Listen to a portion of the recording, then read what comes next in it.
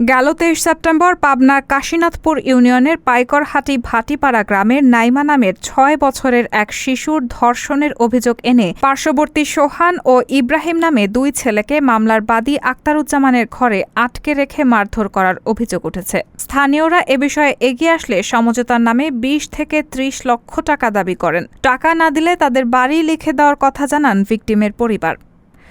পরে রাতে উভয় পক্ষের সাথে আলাপ করে ২ লক্ষ টাকা সমঝোতা করেন স্থানীয় গ্রাম্য প্রধানগণ। ২৫ সেপ্টেম্বর অভিযুক্ত সোহান ইব্রাহিমের শারীরিক অবস্থার অবনতি হওয়ায় পাবনা সদর জেনারেল হাসপাতালে ভর্তি করলে ভিকটিমের দাতা আক্তারুজ্জামান দ্রুত সাথিয়া থানায় লিখিত অভিযোগ দিলে পুলিশ তাদেরকে হাসপাতাল থেকে আটক করে জেল হাজতে পাঠিয়েছে।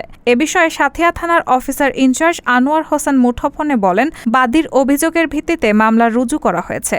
রায়হানা মুন, সবার কথা।